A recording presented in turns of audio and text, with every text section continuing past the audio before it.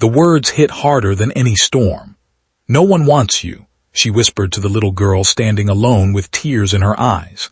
Before the silence could swallow her completely, a tired single father carrying groceries and holding his young son's hand stopped, looked straight at the frightened child and quietly said, "I want you."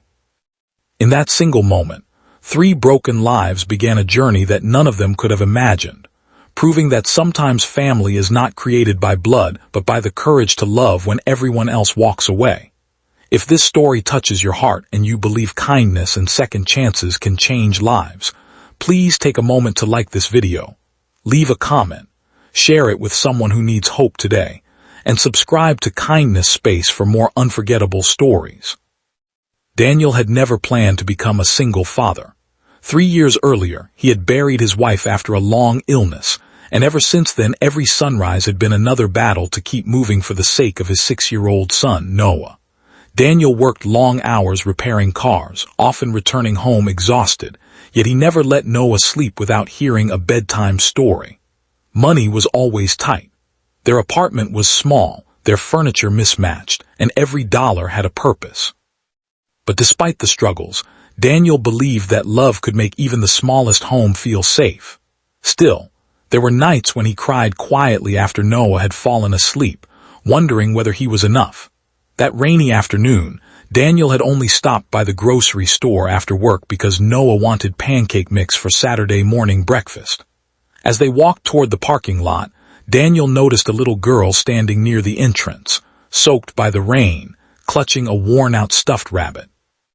A sharply dressed woman leaned down toward the child with cold eyes and whispered words that Daniel could never forget. The little girl's face collapsed with heartbreak. She looked as though she had already heard those words 100 times before. The woman turned away without another glance, climbed into her car, and drove away, leaving the child standing there alone. Most people looked for a second before continuing with their own lives. Some assumed someone else would help. Others simply avoided getting involved. Daniel watched the girl's tiny shoulders shake as she tried to stop herself from crying. Noah gently squeezed his father's hand and looked up with innocent eyes that carried more wisdom than many adults. Daniel understood what his son was silently asking. Without thinking about how impossible his own life already was, he walked toward the girl. She barely looked up as Daniel knelt to her level. Her eyes were full of fear, not because of strangers but because she had learned not to trust anyone anymore. Later they discovered her name was Lily. Child protection officers arrived after Daniel called for help, and while they sorted through the heartbreaking situation, they learned Lily had been moving between temporary foster homes after losing her parents in a tragic accident. The woman who abandoned her had been another foster guardian who decided she no longer wanted the responsibility. Lily had begun believing the terrible lie that she was impossible to love. Daniel could not stop thinking about her after that day. He kept remembering the emptiness in her eyes, the same emptiness he had seen in Noah after his mother's funeral.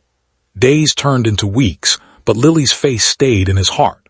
Finally, despite his limited income and uncertain future, Daniel contacted the agency to ask about becoming her foster parent.